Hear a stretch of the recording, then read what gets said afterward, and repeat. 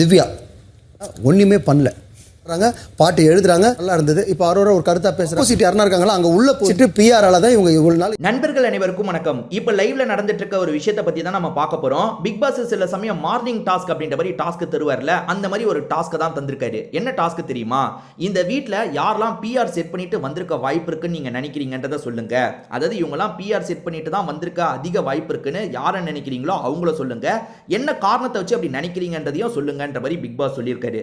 ஒருத்தர் தான் சொல்லணும்னு இல்ல, 2-3 பேரை கூட நீங்க சொல்லலாம். ஒவ்வொருத்தரா வந்து சொல்லுங்கன்னு சொல்றாரு. ஒவ்வொருத்தரா சொல்றாங்க.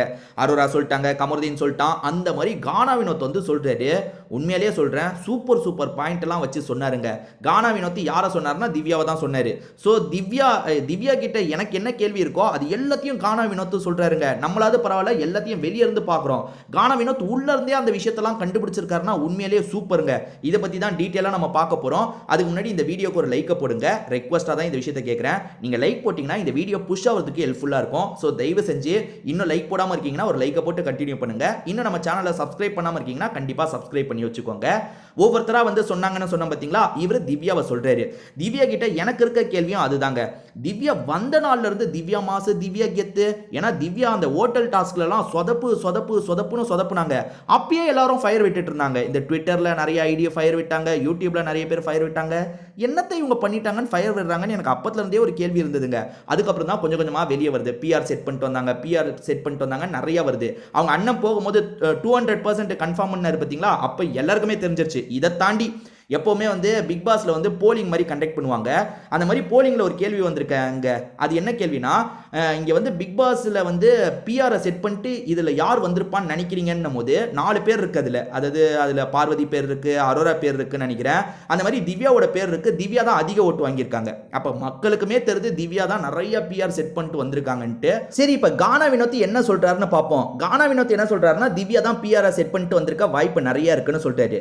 அதுக்கு ஒவ்வொரு விஷயமா சொல்றாரு. திவ்யா இந்த வீட்டுக்கு வந்ததுல இருந்து என்ன பண்ணாங்கன்னு பார்த்தா பிரோஜனமா எதுவுமே பண்ணது கிடையாது. யோசிச்சு பாருங்க, எதுவுமே அவங்க பண்ணது இல்லைன்ற மாதிரி எல்லாரையும் பார்த்து சொல்றாரு. இப்போ ஒவ்வொருத்தரா எக்ஸாம்பிளுக்கு சொல்றாரு. சுபிக்ஷாவை எடுத்துக்கோங்க. அந்த பொண்ணு பாட்டு பாடுது, அதே மாதிரி வந்து லிரிக்ஸ்லாம் புதுசா ரெடி பண்ணுது, பீட் பாக்ஸிங்னு ஒன்று பண்ணுது, ஏதோ ஒன்று அந்த பொண்ணு பண்ணிக்கிட்டே இருக்கு. ரைட். சாண்ட்ராவை எடுத்துக்கோங்க. என்ட்ரியிலேயே கலக்கிட்டாங்க. என்ட்ரியிலேயே அந்த டாஸ்க், சீக்ரெட் டாஸ்க்கை பண்ணி கலக்கிட்டாங்க. அந்த மாதிரி ஏதோ ஒன்று அவங்களுக்கு சொல்றதுக்கு இருக்கு. அதே மாதிரி வந்து அரோராவை எடுத்துக்கிட்டீங்கன்னா பாயிண்ட் வச்சு நல்லா அந்த பொண்ணு பேசுது. நீங்க கவனிங்க, பாயிண்ட் வச்சு அந்த பொண்ணு நல்லா பேசுதுன்னு சொல்றாரு. அடுத்ததா பார்வதிக்கு என்ன சொல்றாருன்னா, அந்த பொண்ணு கண்ணில் அடிபட்டது, அதை தாண்டியும் ஃபைட்லாம் பண்ணுச்சு. சரி, அப்படி பார்வதி ஒரு கேம் பண்ணுதுன்னு கூட விட்டுலாம். அந்த மாதிரி என்ன கேட்டா திவ்யாக்கு சொல்றதுக்கு எதுவுமே கிடையாதுங்க. எதுவுமே கிடையாது. நீங்க யோசிச்சு பாருங்க, கேமை வச்சு திவ்யாவெல்லாம் நீங்க ரேங்கிங் பண்ணணும்னா முட்டை மார்க் தான் தரணும்னு சொல்றாரு. அவர் சொன்னது தான் நான் சொல்றேன். நானா பிட்ட போடலங்க. உண்மையிலேயே அவர் சொன்னது தான் நான் சொல்றேன். அதாவது நீங்க திவ்யாவை எடுத்துட்டீங்கன்னா சொல்றதுக்கு எதுவுமே இல்லை, ஜீரோன்ற மாதிரி சொல்றாரு. அடுத்ததா சூப்பரா சில விஷயங்களை பண்றாரு. அது என்னன்னா, திவ்யா பண்றதெல்லாம் ஒண்ணுதான். அது கரெக்டா கண்டுபிடிச்சிட்டாரு. திவ்யா பண்றதெல்லாம் ஒண்ணுதான். இப்போ உதாரணத்துக்கு 2 பேருக்குள்ள சண்டை நடக்குதுன்னா, இப்போ நானும் சாண்ட்ராவும் சண்டை போட்டுட்டு இருக்கோம்னா அவங்களுக்கு யார் மேல கோவம்னு பார்ப்பாங்க. இப்போ என் மேல கோவம்னா சம்பந்தமே இல்லாம அந்த சண்டைக்குள்ள நுழைஞ்சிருவாங்க.